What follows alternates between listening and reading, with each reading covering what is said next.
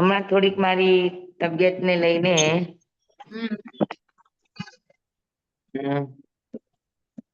ટાઈમિંગમાં થોડુંક આગળ પાછળ થાય છે. મધ્યાહન વંદનામી સ્વામી, સુખ સાતામાં સ્વામી, વિભા હા બોલું છું. સાતામાં છો વિભાબેન? હા ઠીક છે. હજી તબિયત નું ધ્યાન રાખો. હા હા હજી હોસ્પિટલમાં જ છું હું. હોસ્પિટલમાં જ છો? હા, 15 દિવસ થઈ ગયા. કેમ છે પણ તબિયત? ઠીક છે, આજે કઈક ઠીક છે.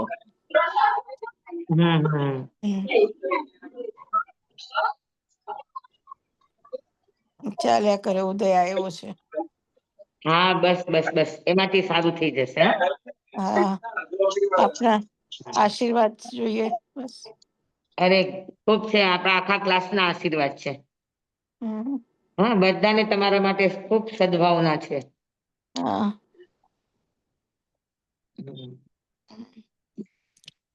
મમ્મી સાતામાં દાંતની ટ્રીટમેન્ટ પતી ગઈ? દાંતની તો પતી ગઈ, પણ ખબર નઈ ગામમાં દાંત નું કેમ થતું હશે. એના કારણે મારી જીભ એટલી બધી ખુલી થઈ ગઈ છે તો મને બોલવામાં જ તકલીફ પડે છે. બીજું કઈ નઈ, ખાવામાં ને બોલવામાં. હા. જીભના 2 કામ અટકી ગયા છે. સ્વામી કરાવી શકો તો જ કરાવો. નહીં, મારાથી બોલાશે એટલું બોલીશ, પણ તમને ખ્યાલ આવી જશે મારા અમુક શબ્દો નથી બોલાતા સરખા. કઈ વાંધો નહીં સ્વામી. કેમ કે જીભમાં આ સાઈડ ની જીભ જાડી થઈ ગઈ છે. ઓહો, ઇન્જેક્શન આપ્યું હશે દાંતમાં? ના, ઇન્જેક્શન તો નહોતું આપ્યું, મારે ખાલી ક્લિપ જ બેસાડવાની હતી. પણ ક્લિપ નો કઈક ઓલો ભાગ અંદર ચોટેલો હતો ને કાઢવા માટે એને જે ઓલો ચીપિયો બેસાડ્યો ને એના કારણે જીભમાં માર વાગ્યો છે. ખબર નઈ, જીભ જાડી થઈ ગઈ છે. ઓહો. તો નથી જમાતું કે નથી બોલાતું, બહુ જોઈએ એવું. સ્વામી થોડુંક લિક્વિડ વધારે વાપરજો. હા. હળદર લગાવો, હળદર. ચાલો. નમો ધ્યાનતાણં નમો સિદ્ધાણં નમાય ર્યાણં નમો સાયણં નમો સર્વ સાહુણં એસો પંચન મુક્તારો સબ્બ પાવપણાસણ મંગલાનં ચ સભ્યેસિં પડમં હવૈ મંગલમ પડમં હવૈ મંગલમ. વંદના કરી લઈએ. વંદના કરી લઈએ. હા, વંદના કરી લઈએ. હા, વંદના કરી લ્યો.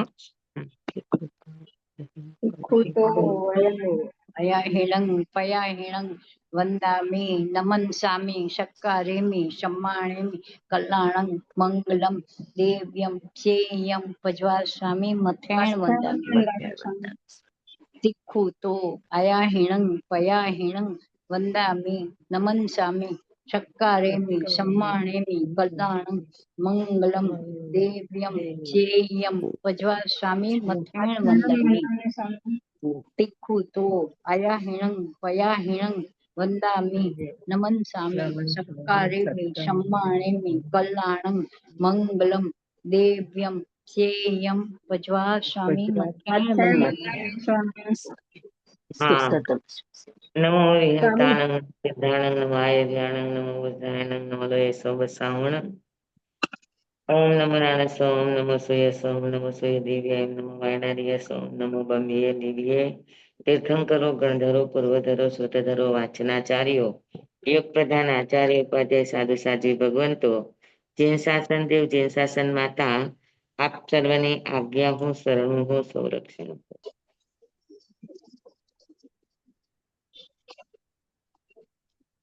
ચાલો,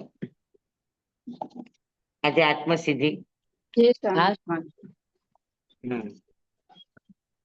આપણે 28મો શ્લોક ચાલે છે. હા સ્વામી. સ્વામી આ જરાક શ્રુત જ્ઞાન નું સમજાવી દો ને. ઉપર શ્રુત જ્ઞાન છે ને 27મી ગાથામાં શ્રુત જ્ઞાન ભૂલાઈ ગયું છે સ્વામી. 1 મિનિટ. પેલા આપણે સ્તુતિ કરી લઈએ. હા હા. હે પતિત જન પાવની સુર સરિતા સમી અધમ ઉધારને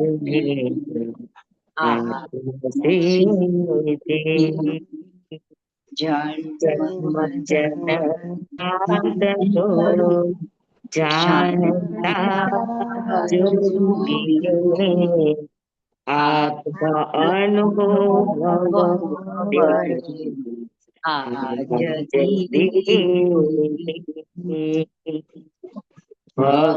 ભગીરથ સમા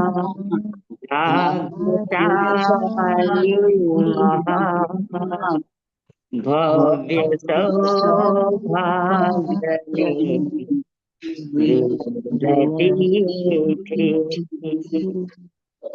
ચારુતર ભૂમિના નગર નળિયા પૂરે કૃપા પ્રભુ કરી હે પતિત જન સુર સરિતા અધમ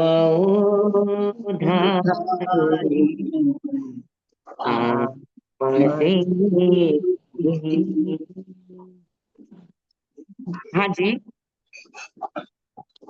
કૃપાળુદેવ ને વંદન કરી એમની આત્મસિદ્ધિને સમજવા માટે એમના ભાવો એમના કહેવાના તાત્પર્યો એમને કહેવાના રહસ્યો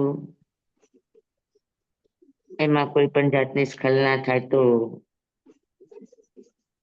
ક્ષમા યાચના સાથે એમના ભાવોને સમજવાની આપણે કોશિશ કરી રહ્યા છીએ.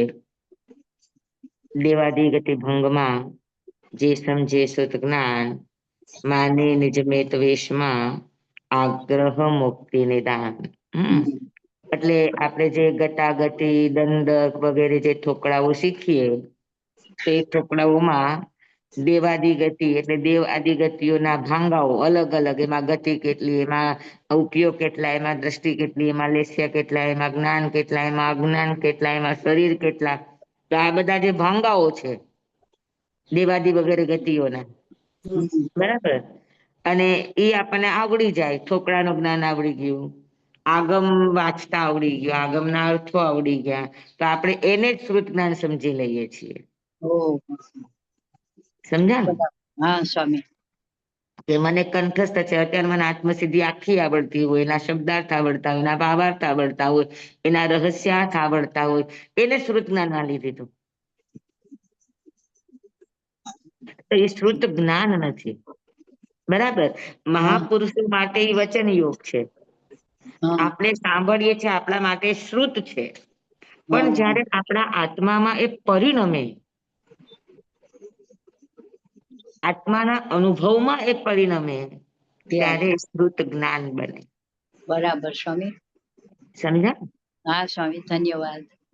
હા, એટલે દેવાદી ગતિ ભંગમાં દેવાદી આદિ જે પણ આપણે દંડક કે ગતાગતિ કે ગમા કે જે કઈ પણ ઠોકડાઓ છે કે આગમના જ્ઞાનો છે આપણે ભણીએ, પણ એને જ આપણે શ્રુત જ્ઞાન માનીને બેસી જઈએ છીએ, પણ રિયલમાં એ શ્રુત જ્ઞાન નથી, શ્રુત છે. એ લોકોને માટે માત્ર વચન યોગ છે. ભગવાન માટે કે કૃપાળુ દેવ માટે માત્ર એ વચન યોગ છે. એને અનુભવથી આપણને આપી છે આત્મસિદ્ધિ, તો એની માટે તો આ ખાલી વચન યોગ છે. આપણે સાંભળ્યું, આપણે માટે શબ્દ શ્રુત છે, પણ જયારે આપણા અનુભવમાં પરિણમશે ત્યારે એ શ્રુત જ્ઞાન બને. બરાબર. સમજાણું? હા સ્વામી.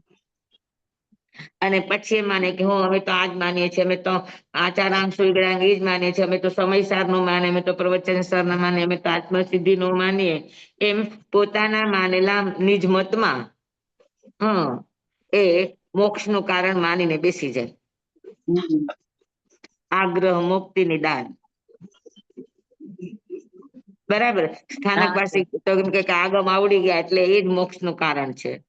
શ્રીમદજી વાળા હશે તો એમ કહેશે કે આત્મસિદ્ધિ આવડી ગઈ, પછી અપૂર્વ અવસર ને એ બધા આવડી ગયા ને તમને એ તમારા ઓલામાં આવી ગયા એટલે તમને મોક્ષનું આ જ સાચું લક્ષણ છે. દિગંબર હશે તો કહેશે કે ના સમયસાર, પ્રવચનસાર, નિયમસાર, હા એ બધા. તો આ બધા જ ગ્રંથો પછી આત્મસિદ્ધિ હોય, સમયસાર હોય કે આગપ હોય, હા આ માત્ર શબ્દ છે, શાસ્ત્ર છે, ગ્રંથ છે, શ્રુત જ્ઞાન નથી. પણ બધા પોતપોતાના મત પ્રમાણે પોતપોતા જે માને છે એને જ મોક્ષનું કારણ માનીને બેસી ગયા છે. તો એને સચ્ચાઈ ક્યાંથી મળશે? ના. સમજાણું તમને? હા સ્વામી. તો માને નિજ મત વેશનો, પોતાના મત અને પોતાના દેશમાં જે માન્ય છે એને સમજીએ, એને શ્રુત જ્ઞાન સમજીએ, એને મોક્ષનું કારણ, કેમ કે શ્રુત જ્ઞાન મોક્ષનું કારણ છે. હા તો જે આગમ માનશે એ આગમને મોક્ષનું કારણ માનશે, જે આત્મસિદ્ધિ માનશે આત્મસિદ્ધિને મોક્ષનું કારણ માનશે, જે સમયસર માને છે એ સમયસરને મોક્ષનું કારણ માનશે. હા બરાબર. અન્ય ધર્મી છે એ વેદ પુરાણ ઉપનિષદ ગીતા એને મોક્ષનું કારણ માનશે. તો ગ્રંથો એ મોક્ષમાં જવાની ચાવીઓ છે. ચાલુ છે. બરાબર. હા ને કોઈ પણ હોય, હા પણ એ શ્રુત જ્ઞાન નથી. બરાબર. એનો કહેવાનો ભાવ તમારા અનુભવમાં જ્યારે ઉતરે ત્યારે શ્રુત જ્ઞાન બને અને એ શ્રુત જ્ઞાન મોક્ષનું કારણ બને. બને. બરાબર ને? શ્રુત હા. જ્ઞાન વગર મોક્ષ ન હોય. તો શ્રુત એ મોક્ષની ચાવી છે. હા પણ કયું શ્રુત જ્ઞાન? જે આપણા આત્મામાં પરિણમે એ, કોઈ ગ્રંથારૂઢ નહીં. સમજાય કે બધાને? હા સ્વામી. હવે 28મી ગાથામાં આપણે વાત ચાલી હતી કે લઘુ સ્વપ્ન વૃત્તિનું ગ્રહ્યું અભિમાન ગ્રહે નહીં પરમાર્થને લેવા લૌકિકમાં. બરાબર છે?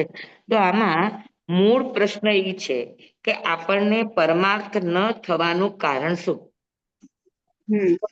લૌકિક માન છે ને સ્વામી. હા આપણને પરમાર્થ ન મળવાનું કારણ શું? પરમાર્થ એટલે શું?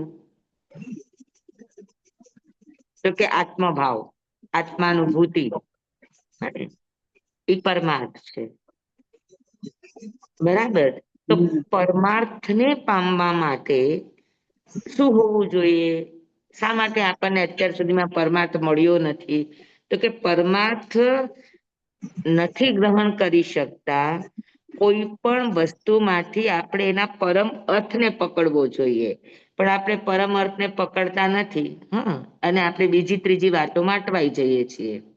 પરમ અર્થ એટલે શું? કે જેનાથી આપણો આત્મા નિર્મળ બને, જેનાથી આપણને આપણા આત્માની અનુભૂતિ થાય, જેનાથી આપણને આપણા આત્માનું દર્શન થાય, જેનાથી આપણામાં દ્વૈત ભાવો સમાપ્ત થાય, અદ્વૈત એવા આત્મ તત્વની અનુભૂતિ થાય, એનું નામ પરમાર્થ.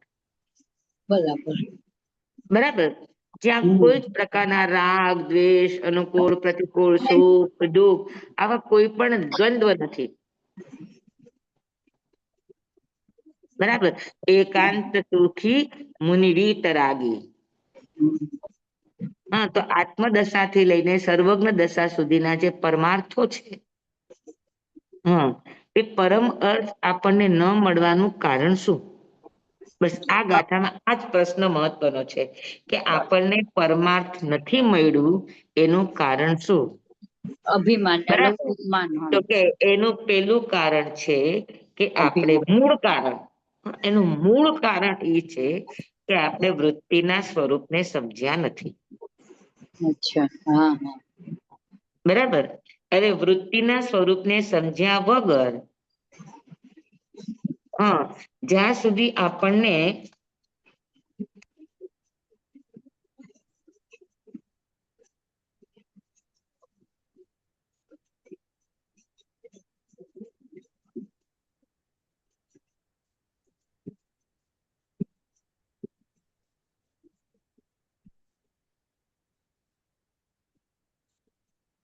આપણને દર્દની ખબર નથી, જાણપણું નથી, અને જે તે દવાઓ ખાઈએ તો થાય શું? રિએક્શન આવે.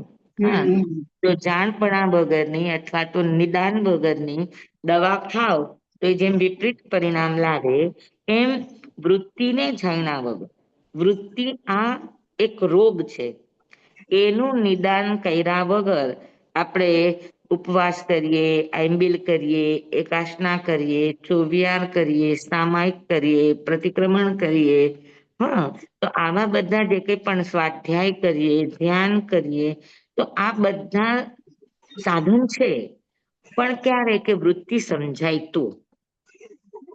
વૃત્તિ નથી સમજાણી અને આપણે આ બધા ઉપાયો કરીએ છીએ, એનું પરિણામ શું આવે?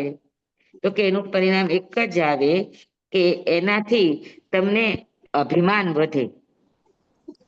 જેમ ગલત જાણકારી વગરની દવા રિએક્શન લાવે, એમ વૃત્તિને જાણ્યા વગર વ્રત તપ કરે તો વ્રત અને તપનું રિએક્શન શું? તો કે અહંકાર, અભિમાન, એનું રિએક્શન છે. એકચ્યુઅલી વ્રત તપ નિયમ દવા છે, પણ તમારી તાસીર જાણ્યા વગર, તમારી વૃત્તિ જાણ્યા વગર, રોગને ઓળખ્યા વગર અગર તમે દવા લ્યો તો એ દવા જેમ વિપરીત પરિણામ આપે, એમ વૃત્તિને જાણ્યા વગર અગર તમે ઉપવાસ વગેરે કરો તો શું થાય? તો કે ઈ તમને રિએક્શન આપે. રિએક્શન આપે. શું રિએક્શન આવે? તો કે કા એ નિવારણ કરશે, કાંઈ માયા કરશે, કાંઈ મિથ્યા દર્શન કરશે. હા, ભોજનની વૃત્તિ અંદરથી નથી ગઈ, જમવા પ્રત્યેની લોલુપતા આપણી નથી ગઈ, રસાસ્વાદ પ્રત્યેની મૂર્છાને આસક્તિ આપણી નથી ગઈ, અને પછી આપણે ઉપવાસ કરી લઈએ તો એ ઉપવાસમાં આપણે કરશું શું? સમજાય છે? હા, આપણને માન સન્માનના ભાવો થાય, લેવા દેવાના ભાવો થાય, ઉપવાસ પૂરો થાય આપણે એટલે આપણી રસેન્દ્રિય એટલી બધી બેકાબુ બની જાય. તેનો અર્થ એ છે કે આપણે વૃત્તિ સંજ્ઞા વગર ઉપવાસ કર્યો છે. હા, સમજાણું? પાકું?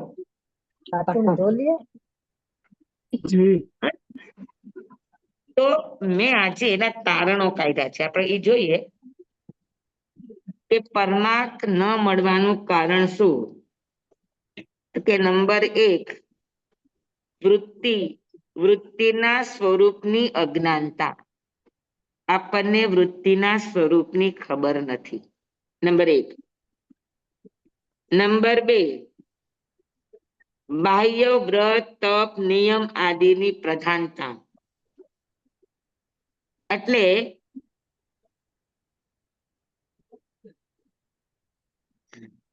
વૃત્તિના લય વગરની, વૃત્તિ નાશ પામ્યા વગરની બાહ્ય વ્રત તપ નિયમ આદિની ક્રિયા, હા, જે અભિમાનનું કારક બને, તો આવી બાહ્ય ક્રિયાના કારણે આપણને પરમાર્થ મળતો નથી. બરાબર? પેલું વૃત્તિના સ્વરૂપની અજ્ઞાનતા, બીજું બાહ્ય વ્રત તપ નિયમ આદિની પ્રાધાન્યતા, ત્રીજું આહાર આદિ 10 સંજ્ઞામય જીવન શૈલી. આપણી ભીતરમાં સંજ્ઞાઓનું સામ્રાજ્ય છે, અને અંદર આપણી બધી એવી સંજ્ઞાઓ પડી છે, આહારની, ભયની, મૈથુનની, પરિગ્રહની, ક્રોધની, માનની, માયાની, લોભની, ઓઘની અને લોકની. હા, તો જ્યાં સુધી અંદર આપણામાં સંજ્ઞામય જીવન છે, આપણું સંજ્ઞાને આધીન આપણું જીવન છે, તો ત્યાં સુધી આપણને પરમાર્થ પ્રાપ્ત ન થાય. બરાબર? ચોથું કારણ કે ગ્રહણ કરવા યોગ્યને આપણે ગ્રહણ કરતા નથી, અને નહીં ગ્રહણ કરવા યોગ્યને આપણે ગ્રહણ કરી છે. ત્યજતા નથી, છોડતા નથી. સ્વામી ત્રીજું ફરીથી લખાવો તો. જો પેલું વૃત્તિના સ્વરૂપની અજ્ઞાનતા, બીજું બાહ્ય વ્રત તપ નિયમ આદિની પ્રધાનતા, એટલે વૃત્તિના લય વગરની, એટલે વૃત્તિનો ક્ષય થયા વગરની, વૃત્તિ ગયા વગરની બાહ્ય તપ નિયમ જપ આદિની પ્રધાનતા, જે અભિમાનનું કારક બને, નિયાણા અને મિથ્યાત્વનું કારણ બને એવી ક્રિયાઓની પ્રાધાન્યતા. ત્રીજું, આહાર આદિ 10 સંજ્ઞામય આપણી જીવન શૈલી. આપણને સંજ્ઞા વગર ચાલતું નથી. હર ચીજમાં આપણી સંજ્ઞા પડી છે, પસંદગી પડી છે, ઈચ્છાઓ પડી છે. ચોથું, ગ્રાહ્ય જે ગ્રહણ કરવા યોગ્ય છે પરમાર્થ, એને જીવ ગ્રહણ કરતો નથી, અને જે અગ્રાહ્ય છોડવા લાયક છે વૃત્તિઓ, એને છોડતો નથી, ત્યાગતો નથી. તો ગ્રાહ્યને ગ્રહતો નથી અને અગ્રાહ્યને ત્યજતો નથી. એટલે પરમાર્થ ક્યાંથી મળે? બરાબર. તો ટૂંકમાં કહીએ તો વૃત્તિના સમજ વિનાની જડ ક્રિયાઓ પરમાર્થ પ્રગટ થવા દેતી નથી. સમજાણું? પરમાર્થ ન મળવાના કારણ સમજાણા?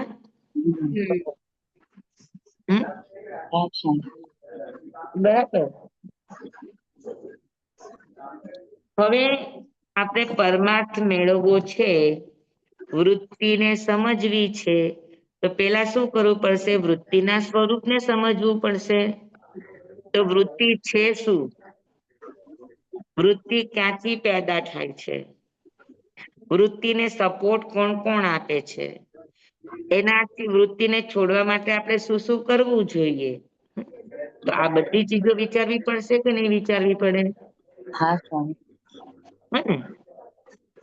તો વૃત્તિ એટલે શું? આપણે ગયા ક્લાસમાં જોઈ ગયા છીએ.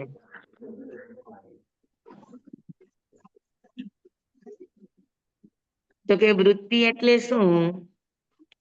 તો કે જે સંજ્ઞાનું જીવન, જે 10 પ્રકારની સંજ્ઞા, જે ઇન્દ્રિયના વિષયો, કે જે આપણી ઈચ્છાઓ વારંવાર વારંવાર વારંવાર દોહરાય, પછી શરીરના ક્ષેત્રે, વચનના ક્ષેત્રે, મનના ક્ષેત્રે, ઇન્દ્રિયના ક્ષેત્રે, બુદ્ધિના ક્ષેત્રે, પ્રાણના ક્ષેત્રે ઘૂંટાયા કરે. તો એ શું બની જાય? વૃત્તિ બની જાય. એ વૃત્તિ બની જાય. એટલે વૃત્તિ એટલે વારંવાર ઘૂંટાતો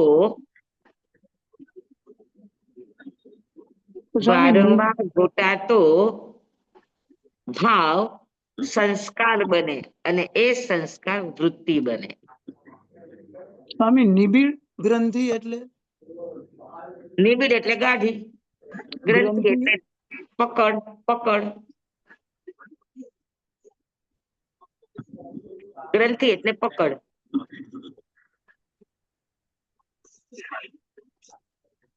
ગાંઠ જેમ પકડી રાખે, જકડી રાખે, એમ આ માન્યતાની, ધારણાની એટલી બધી ચીકણી ગાંઠો છે, આપણા મનમાં એટલી બધી ઘર કરી ગઈ હોય કે આપણે છોડવા તૈયાર ન થઈએ. આપણે કેટલું સમજીએ છીએ, છતાંય આપણે અન્ય ધર્મ અને જૈન ધર્મ બે વચ્ચે કેટલો સમન્વય સાધી શકીએ? બહુ જ. હે ને? તરત જ આપણને થાય કે ના, એ તો અન્ય ધર્મ વાળા છે. તો આટલા વર્ષોથી આપણે સમજીએ છતાં પણ આ બધી વાતો કેટલી બધી આપણા ઘરની અંદર, આપણા મનની અંદર ઘર કરી ગઈ છે કે જે આપણે છોડવા તૈયાર નથી થતા. જે સત્ય તે સાચું, જે સત્ય તે મારું, એને બદલે આપણે હું માનું તે સત્ય. તો આ બધી વૃત્તિઓ છે એ વારંવાર ઘૂંટાય અને એમાં સુધારો ન આવે તો એ શું બની જાય? તો કે સંસ્કાર બનીને વૃત્તિમાં જામ થઈ જાય અને કેટલી જગ્યાએથી પસાર થાય. એકદમ પેલા તો શરીરના સ્તર ઉપર સામાન્ય હોય કે ભાઈ ચાલો શરીરે માગ્યું ચા જોઈએ છે, પણ શરીરે ઇનકાર કર્યો તો અંદરથી વચનમાં એટલે આકારમાં અને સુગંધમાં અને એ બધામાં ચા દેખાવા મળશે. એનાથી આગળ વધશે તો એ મનમાં આવશે, જેવો ટાઈમ એટલે અલાર્મ ચા.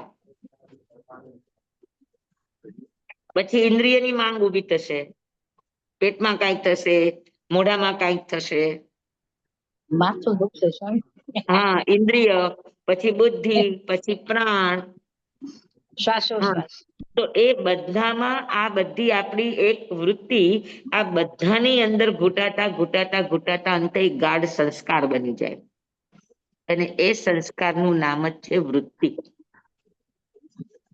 એ કઈ સમજ્યા? સ્વામી શ્વાસમાં ન વણાય હોય ને? એમ હા? નહીં, શ્વાસમાં વણાઈ જાય એવું નહીં. શ્વાસમાં નહીં.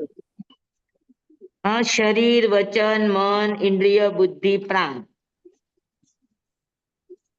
આમાં ઘૂંટાતા અંતે વૃત્તિ બને. એટલે વૃત્તિ એટલે ગાઢ સંસ્કાર. જી. પણ એ ગાઢ સંસ્કાર શેના છે? તો કે ભૌતિકતાના, 10 પ્રકારની સંજ્ઞાના. એ વારંવાર ઘૂંટાય એટલે સંસ્કાર બનીને ઈ આપણી ભીતરમાં જામી જાય. તો વૃત્તિ એ સંસ્કાર છે. સ્વામી, બરાબર? હાજી. તમે 10 પ્રકારની સંજ્ઞા કીધી એટલે એમાં ક્રોધમાન માયા લોભ પણ આવી જાય ને? હા. જી સ્વામી, આભાર સ્વામી. હવે આપણને કાંઈક કોઈ જરાક નબળું કીધું તો તરત જ ક્રોધ આવ્યો ક્યાંથી? વૃત્તિમાંથી આવ્યો. જી આભાર તો સ્વામી. વૃત્તિમાં આ બધું સંઘરાયેલું પડ્યું છે. જેવું કોઈક નિમિત્ત મળે એટલે વૃત્તિ માથું ઉચકે.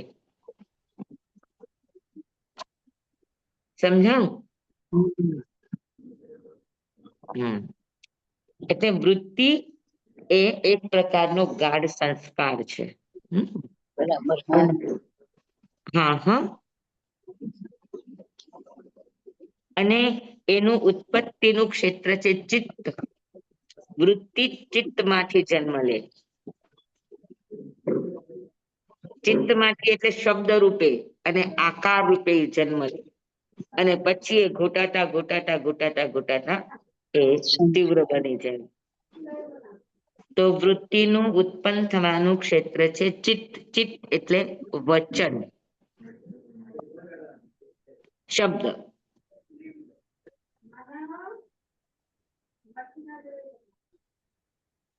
ચિત્ત એટલે બરાબર? આપણું માનસ નહીં આપણું. ના, મનથી માનસ બને અને વચનથી ચિત્ત બને. વચનનું પાચન થાય તો ચિત્ત સમાધિ બને. વચનનું પાચન ન થાય તો ચિત્ત અસમાધિસ્થ બને. જેટલી પણ પરમાર્થની પ્રાપ્તિ છે એ ચિત્તની સમાધિથી થાય.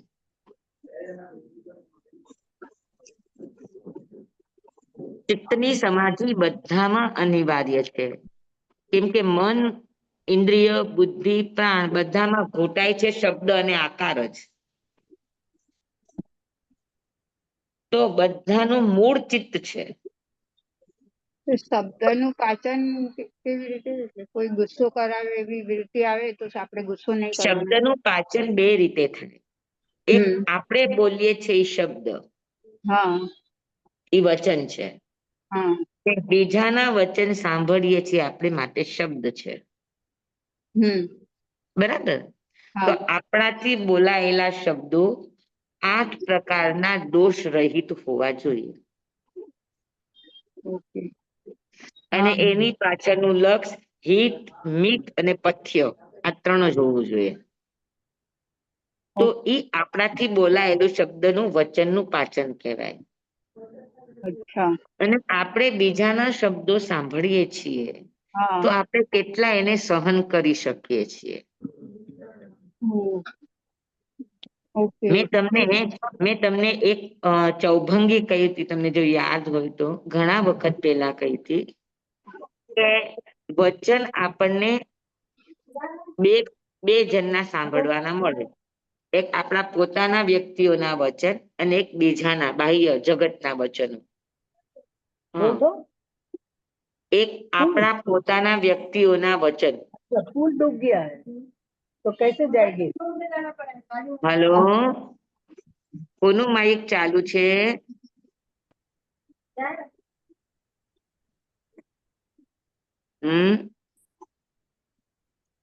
કોનું માઇક ચાલુ છે? પ્લીઝ બંધ કરી દેજો. સ્વામી તરુબેન ગાંધીનું. હા, તરુબેન. હા, તો આપણે કહ્યું તું ચૌભંગી કે ઘરનાના વચન સહન કરે અને બારનાના વચન સહન કરે તો 100% આરાધક, તો 100% ચિત્ત સમાધિ થાય. પોતાના અને પરાયા બંનેના વચન સહે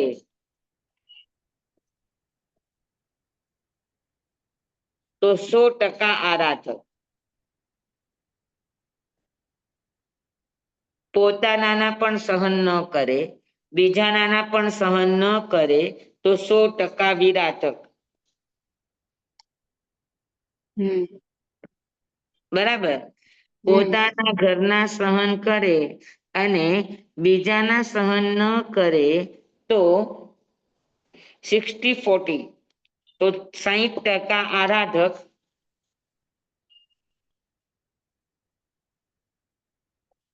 સોરી 80-20, તો 80% આરાધક અને 20% વિરાટક. અને બીજાના વચન સહન કરે, ઘરના વચન સહન ન કરે તો 80% વિરાટક, 20% આરાધક.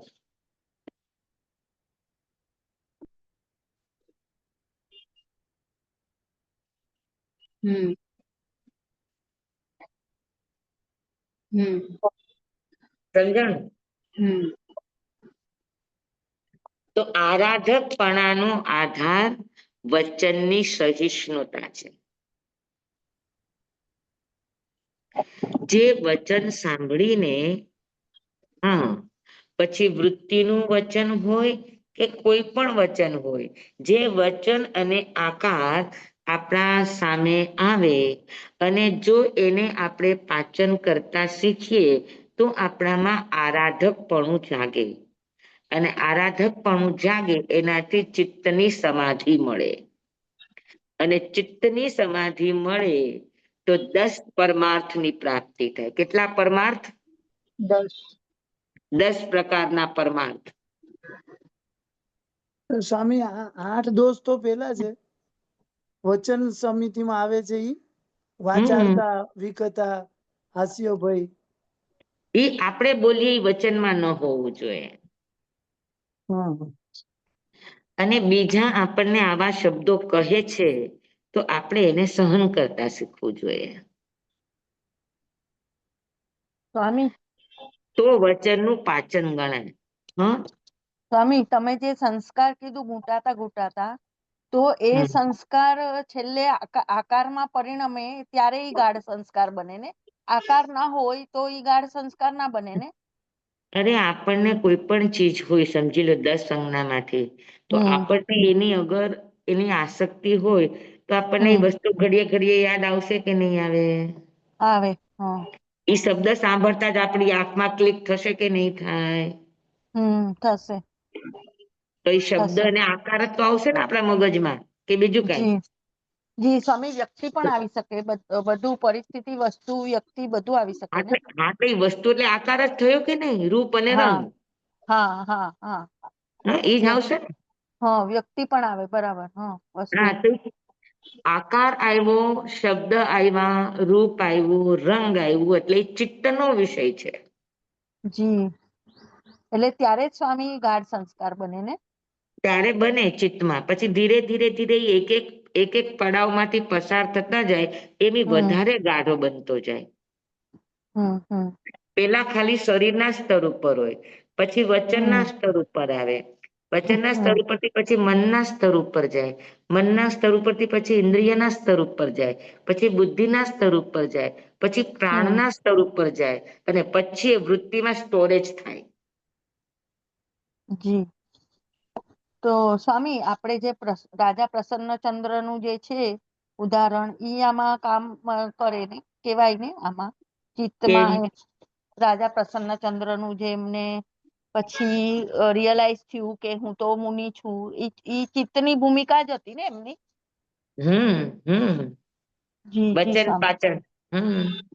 જી સ્વામી, આભાર એટલે સ્વામી. જેવું એનું મન સમાધિમાં થયું તો કેવળ જ્ઞાન થયું કે નહીં? જી જી. જાતિ સ્મરણ જ્ઞાન થવું પરમાર્થ છે.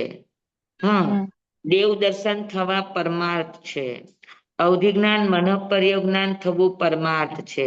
અવધિ દર્શન થવું પરમાર્થ છે. મતિ જ્ઞાન શ્રુત જ્ઞાનની નિર્મળતા થવી આ પરમાર્થ છે. હને? સ્વામી તમે કીધું દેવ દર્શન થવું એટલે આપણે જે ઉપાશ્રય કે માં જઈએ દેરાસર ઈ દેવ દર્શન કહેવાય? ઈ નહીં. તો તમને સ્વપ્નની અંદર દેવ આવીને દર્શન આપે, સંકેત આપે. અચ્છા એને અચ્છા દેવ દર્શન કહેવાય. અચ્છા, બરાબર સ્વામી. હા? જી તો સ્વામી, આભાર એનાથી સ્વામી. તમારો પરમાર્થનો રસ્તો ખુલે. તમે ઉપાસક દશાંગ સૂત્રમાં વાંચજો કે શ્રાવકને એમાં સગડાલ પુત્ર ને કે એને નંદીની પિયાને કે કોઈને દેવ આવીને જ સંકેત કરે છે ભગવાનનો, અને ભગવાનનો મેળાપ થાય છે ને એ લોકો સંકિતને પામી અને શ્રાવકપણાને લે છે. તો આ બધા પરમાર્થ કહેવાય.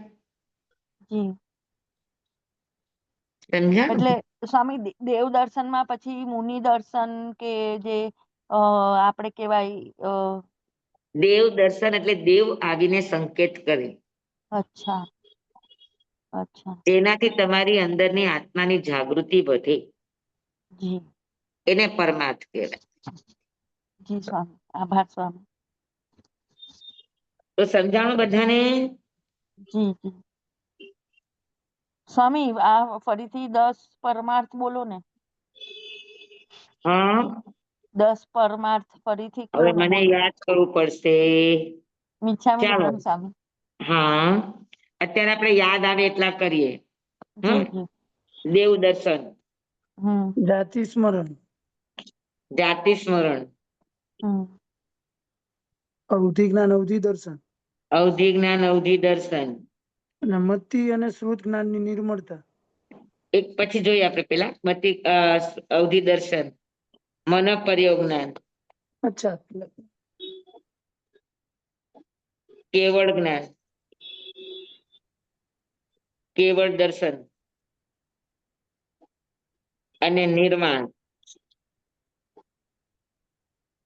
1 2 3 4 5 6 7 8 અને મતિ શ્રુતની નિર્મળતા 10.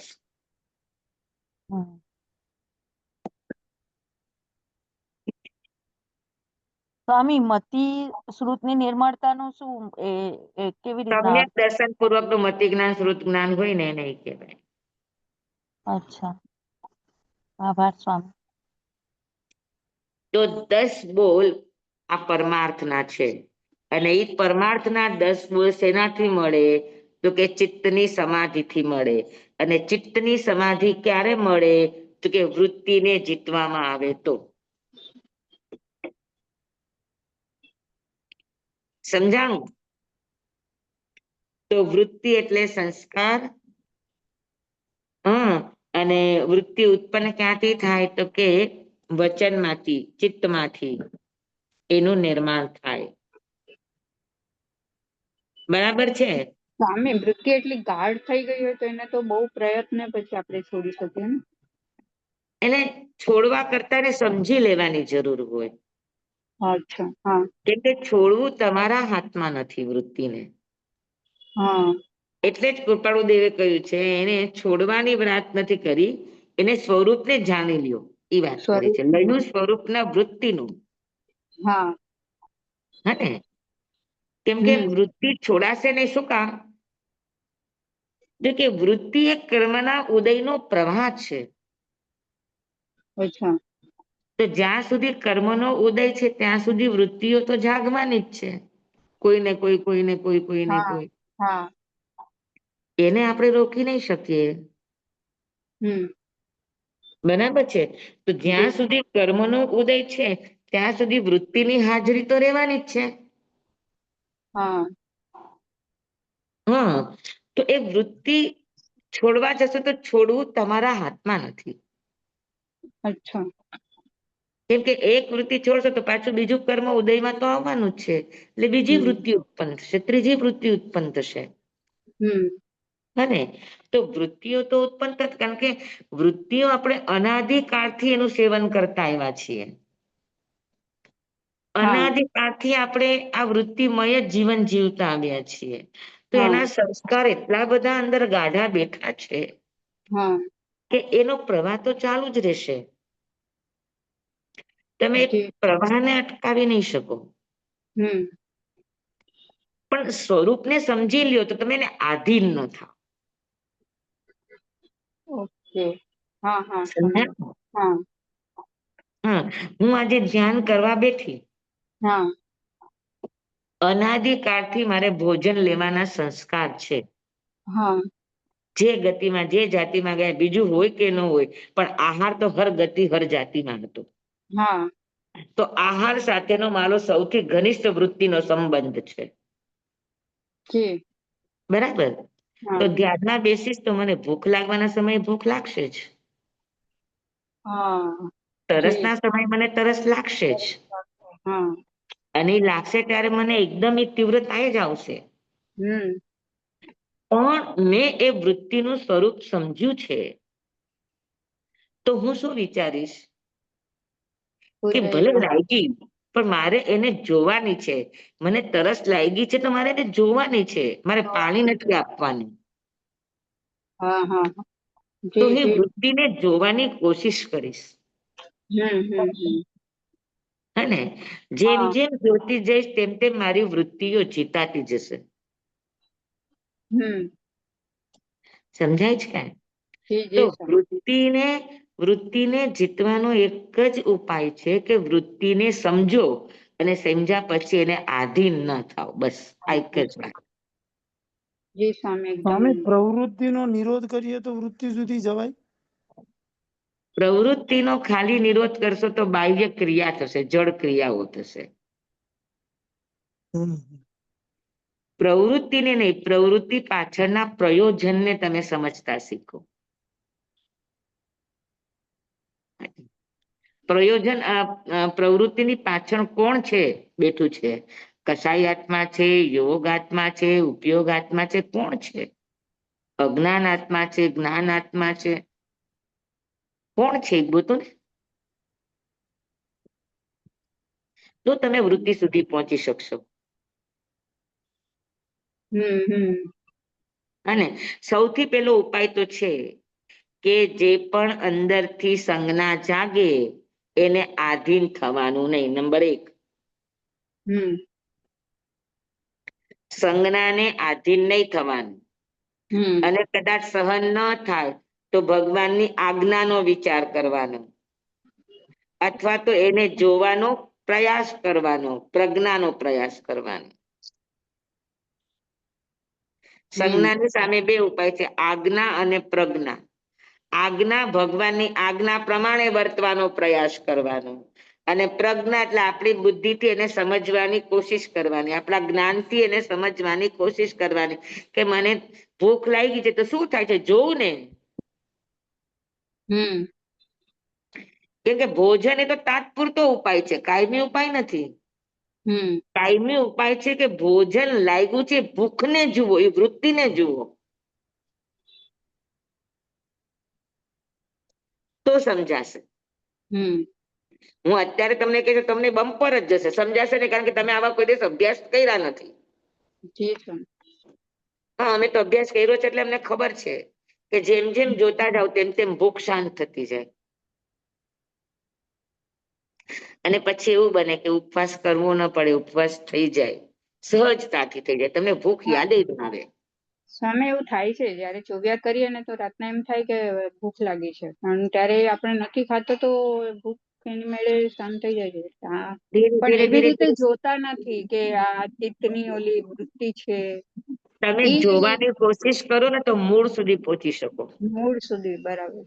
જી સ્વામી. એટલે એટલે કૃપાળુ દેવે કીધું છે કે લયું સ્વરૂપના વૃત્તિનું, તે વૃત્તિના સ્વરૂપને લયું જ નથી એટલે સમજ્યું જ નથી. સમજ જ નથી. અને સમજ્યા વગર આપણે પછી આડેધડ બધું કરતા જઈએ છીએ તો શું થાય? તો કે બધી લક્ષ વગરની ક્રિયાઓ થાય, ને લક્ષ વગરની ક્રિયા છે બધાને જળ ક્રિયા કહેવાય. હા. સમજાણું બરાબર બધાને? સ્વામી, હા, લક્ષ્ય એટલે વૃત્તિથી છૂટવાની પછી ક્રિયામાં આવે ને? પેલા વૃત્તિથી છૂટવાનું. વૃત્તિથી છૂટવા માટેની તમે જે પણ ક્રિયા કરો છો એ ક્રિયાનું લક્ષ્ય શું એ કયો? માત્ર ભૌતિક જગત જ નહીં. ના. જમો તે શું કામ? તો કે ભૂખ લાગી એટલે. હા. પીવો તે શું કામ? તો કે તરસ લાગી એટલે. હા ને? અહીંયા જાવ તો શું કામ? તો કે સંસારમાં બેઠા છે આ બધું કરવું પડે. તો આખું તો ભૌતિક જગત જ કે બીજું કઈ? તો એનું ખરું કારણ છે, એનું ખરું લક્ષ્ય છે? ના. એટલે આ બધું સમજવાનું છે આપણે કે એનું ખરું કારણ શું છે, લક્ષ્ય શું છે. આ કરીએ છીએ ના નહીં, પણ કરવા પાછળનું લક્ષ્ય શું છે? જય સ્વામી. જી સ્વામી, સ્વામી, આભાર છે. કાને કહેવત છૂટતી નથી, એનું શું કરવું? વૃત્તિને સમજવા માંડો એટલે ટેવ છૂટવા માંડે. આ તો ભરી જાય સ્વામી. ક્યાંથી આવી, કેમ આવી, ખાલી જોયા જ કરો ને તોય રસ્તો મળતો જાય. કાંઈ જ ન આવડે ને તો ખાલી એને જોયા કરવાનું, જોયા કરવાનું, જોયા કરવાનું, જોયા કરવાનું, એમાંથી રસ્તો નીકળશે. આશીર્વાદ આપો સ્વામી. ઠીક નહીં થવાનું. જય ચા સ્વામી. માંગે મન, ચા માંગે આપણું શરીર, પણ તરત ચા નહીં આપવાની. 8 વાગે માંગે તો 10 વાગે ચા આપવાની. હા હા. પણ આપણે તો 7:30 માંગે 7 વાગે ચા આપી દઈએ. હા સ્વામી, સાચી વાત છે. તો થાય શું? વૃત્તિ. આપો એને ના નહીં. ગુરુદેવ એવું કરતા કે પ્રાર્થના પછી તો એ જમે, મીન્સ મોઢામાં પાણી નાખે. પેલા તો કઈ નાખે નહીં. પ્રાર્થના ગમે ત્યારે થાય, 12 વાગે થાય, 1 વાગે થાય, કોઈ વાર તો 6 વાગે સાંજે થાય. પણ એ સાંજે 6 વાગે થાય ને આપણે તો 2 ટાઈમ જમીને આવ્યા હોય. ગુરુદેવ તો પહેલી વખત મોઢામાં પાણી નાખતા હોય, પછી ભોજન લઈ આવ્યા હોય ગોચરી, એ પેલા બધાને પ્રસાદી રૂપે આપે, પછી પોતાના ડીશમાં જેટલી વૈધું હોય પોતાના પાત્રામાં એમાંથી પેલા છાપું વાંચે, હાથમાં છાપું રાખે, એ વાંચે, પછી એ મોઢામાં ચમચી નાખે. ત્યાં સુધી એ ભોજન પીરસેલું એમને એમ રે. ઓહો. એટલે ગુરુદેવ એમ કહેતા હતા કે અમે એમ કહેતા ગુરુદેવ જમતા પેલા છાપું શું કામ વાંચો છો, જમી લે ને. તો કે હું છાપું એમને એમ નથી વાંચતો, હવે જમવાનું તો આવી જ ગયું છે, જમવાનું જ છે, અંદર ભૂખ પણ હોય, પણ જોવાની છે ભૂખને. શું થશે, શું થશે? એને ટાઈમ આપો, તરત એને આધીન નહીં થાવ. સમજાણું? તો આ બધા મહાપુરુષોના ઉપાયો છે. આપણે જમવા બેસીએ એની પેલા ભગવાનનું નામ લેવાનું શું કામ કહીએ? એટલા માટે જ. કુમારપાળને શાકાહારમાં માંસાહાર દેખાનો ને 182 શ્લોક બોલવાના કીધા, તો 182 શ્લોક બોલે ત્યાં તો એની બધી વૃત્તિઓ જીતાઈ જાય કે ન જીતાય? ખાવાની અંદરની વૃત્તિઓ શાંત પડી જાય, શાંત પડી જાય.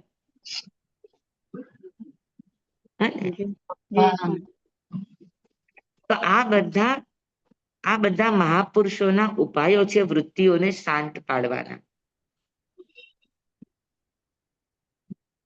હા, તો વૃત્તિઓને છોડવાની નથી, વૃત્તિઓને જોતા શીખવાનું છે, વૃત્તિઓને સમજતા શીખવાનું છે, વૃત્તિઓના સ્વરૂપને ઓળખતા શીખવાનું છે આપણે. હા, તો હવે એને સમજવા માટે શું જોશું આપણે? હા, તો કે એને જોવા માટે વૃત્તિઓને આધીન જે પણ થયા વૃત્તિઓને સાથે જે પણ ભળી ગયા એના રિઝલ્ટ શું આવ્યા?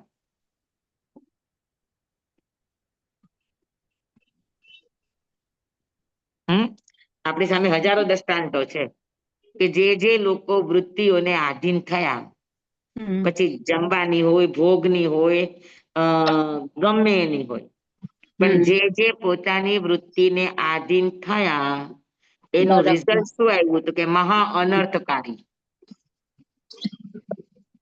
હા, એ લોકોની દુર્દશા અને દુર્ગતિઓ. આ સિવાય કઈ આવ્યું?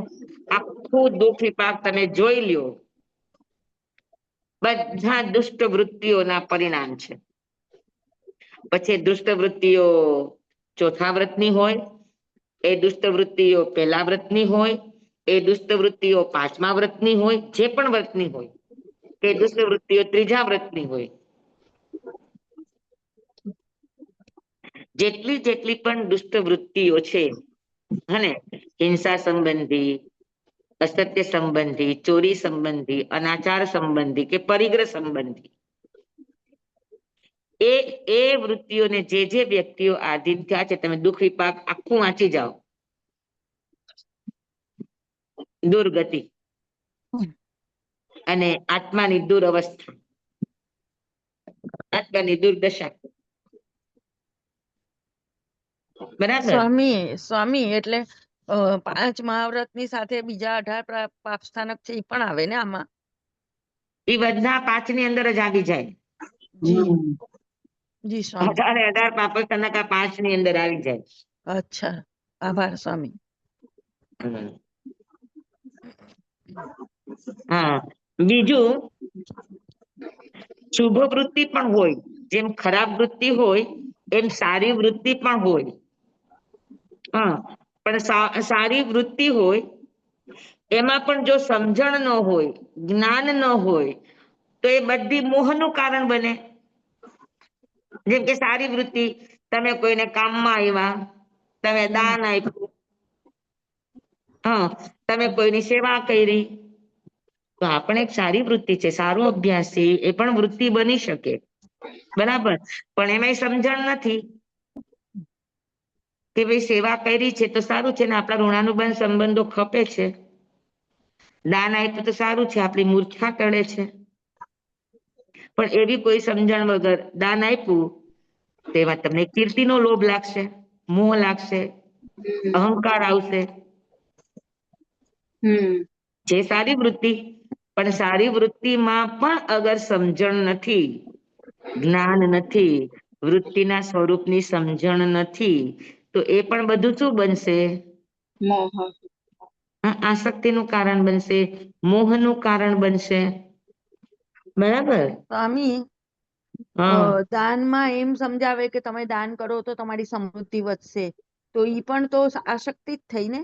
હા, હા, હા, 100%, એનાથી પાપનું બંધન જ વધે. જી સ્વામી, કારણ કે એવું એટલે સમજાવવામાં આવે કે તમે દાન કરો તો તમારી સમૃદ્ધિ, એટલા માટે ઘણા ઈ દ્રષ્ટિથી દાન કરે. દાન દેવા માટે એક જ છે કે આપણો અધિકાર ભાવ છૂટે, જી. આપણો માલિકી ભાવ છૂટે, જી. આભાર આપણો સ્વામી. મૂર્છા ભાવ ટળે. જી. હા, હવે આ ન થતું હોય તો એ જ સારા ભાવ શું કરે, તો કે અંતે મોહ બંધનું કારણ બને, મોહથી પાપનું બંધનું કારણ બને. જી. જી, આભાર સ્વામી. એટલે એક વાત યાદ રાખવાની કે અધ્યાત્મના માર્ગમાં બાહ્ય કર્મ જેટલા દૂષિત નથી થવા દેતા, એનાથી વધારે વૃત્તિઓ આપણને દૂષિત કરી દે છે. હા, પોતાની અંદરની વૃત્તિઓ જ આત્માને એટલી બધી દૂષિત કરી દે કે જેટલું કર્મ પણ આપણું બગાડતા નથી. તો સમજાઈ ગયું. બીજું, વૃત્તિ કર્મનો ઉદય છે, પ્રવાહ છે, તો વૃત્તિને સમજવાની કોશિશ કરવાની. બરાબર. હા સ્વામી, બહુ જ પછી સરસ. ત્રીજું કે આપણને જે કંઈ પણ વૃત્તિ થાય છે એનું કારણ મેં તમને કહ્યું હતું કે 10 પ્રકારની સંજ્ઞા. હા, તો આપણા તન, વચન, મન, પ્રાણ, બુદ્ધિ કે ઇન્દ્રિય ઉપર એ માયાનું આધિપત્ય નહીં થવા દેવાનું.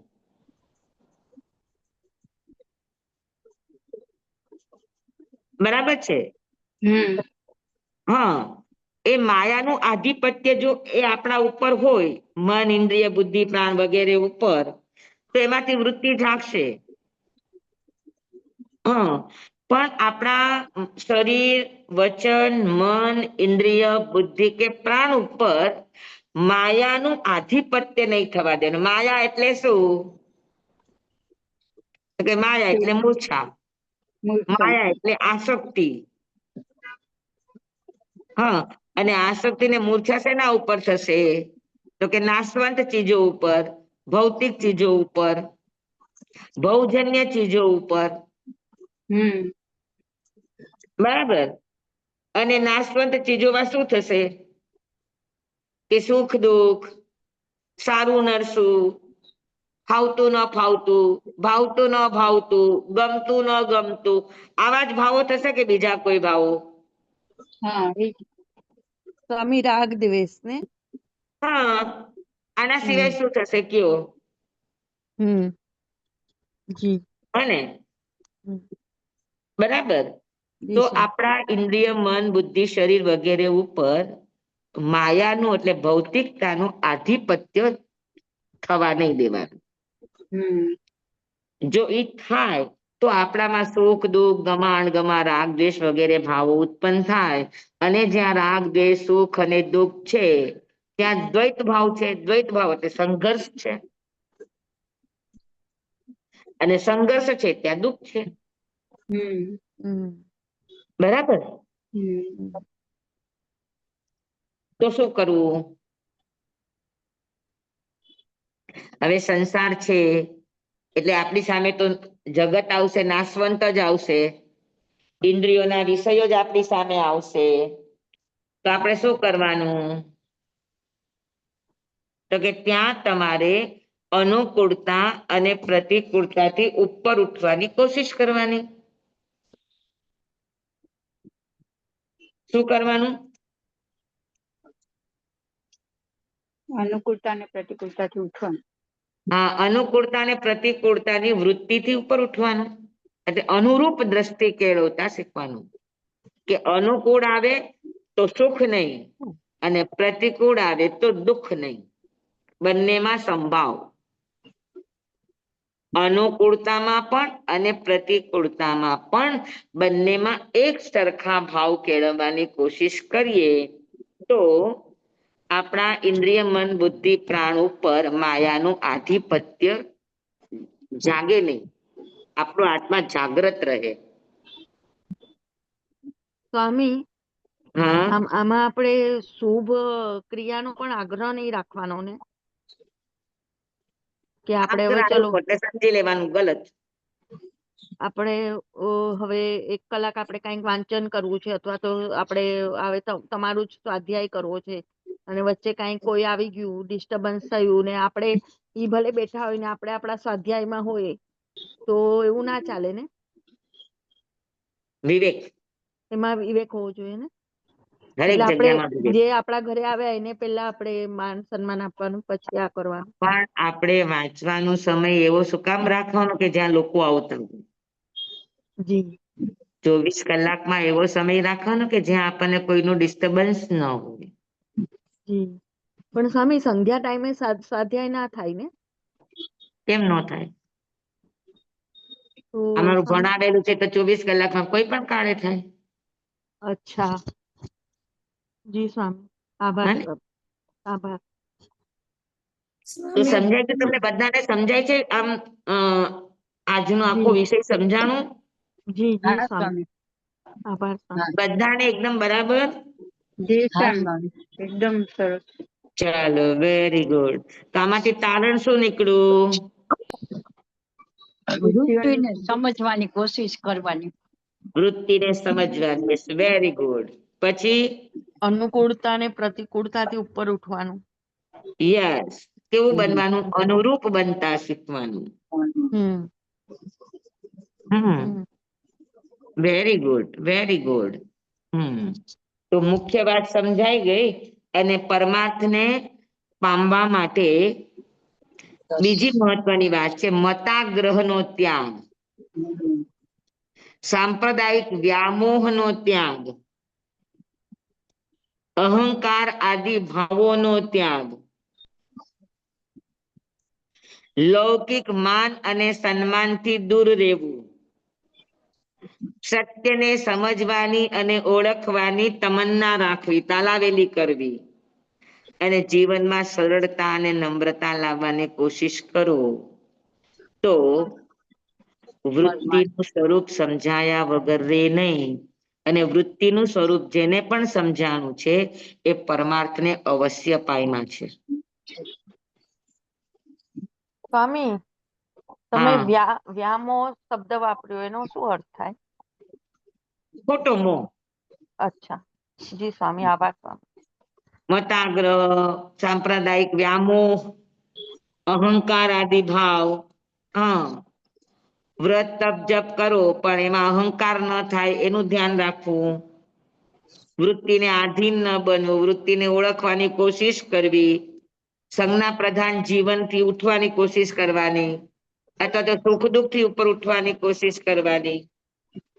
સ્વામી, સાંપ્રદાયિક મોહ નહીં કરવાનો, પણ જે સંપ્રદાય એકદમ બેસ્ટ હોય, જે અહિંસાનો બધા હોય. સંપ્રદાય બેસ્ટ જ છે, એ કોઈ બેસ્ટ નથી એવું નથી. અચ્છા સ્વામી, આભાર સ્વામી. હરેકમાં કઈક ને કઈક વિશેષતાઓ હોય. જી જી સ્વામી. હા, પછી લેવા લૌકિક માનને લેવા માટે તપ જપ મંત્ર તંત્ર આવી દુનિયામાં જવાનું નહીં. માન સન્માન હાર તોરાથી પરહેજ કરવો, સત્યને સમજવાની તાલાવેલી, સત્યને ઓળખવાની તાલાવેલી, સત્યને સ્વીકારવાની તૈયારી, જીવનમાં સરળતા અને નમ્રતા, આટલી વસ્તુ આવે તો પરમાર્થ આવ્યા વગર ન રહે. સ્વામી, તમે કીધું મંત્ર તંત્રમાં નહીં જવાનું, તો આપણે કોઈની રેકી પણ ના લઈ શકાય ને આપણાથી? એટલે આપતા તો આવડતી ના હોય, પણ કોઈની લઈ બી ના શકાય ને?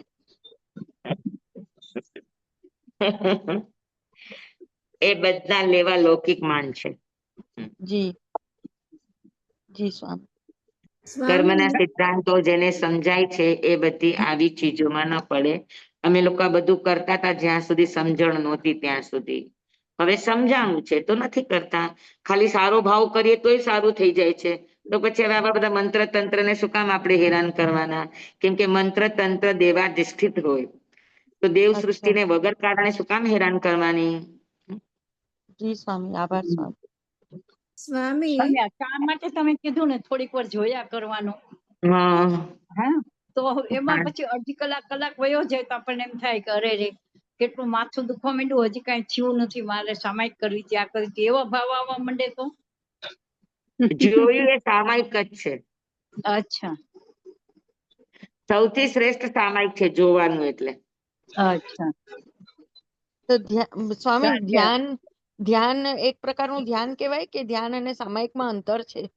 ધ્યાન એટલે જ જોવું. આપણા અચ્છા તરફથી કાંઈ ન કરવું, માત્ર જોવું અને જાણવું, એનું નામ શુદ્ધ સામાયિક. જી જી સ્વામી, આભાર સ્વામી. સ્વામી, ઘણા લોકો એમ કે એક કપ ચા પી લેવાથી તમને સારું છે લાગતું હોય તો પી લે, તમારું કરવાનું. હા, વૃત્તિને આધીન થયેલા જીવો બધા એવા જ ઉપાયો બતાવે. હા સ્વામી પી લ્યો શું એની ના નથી, હમ. પી લ્યો એની ના નથી, પણ વૃત્તિ થઈ અને પી લીધું તો જોશો કે દિવસે, શીખશો કે હા દિવસે. હા હા હા. સ્વામી, મેં તમને શું કીધું કે તમે 8 વાગે પીઓ છો તો અડધો કલાક જુઓ તો ખરા, 10 મિનિટ જુઓ તો ખરા.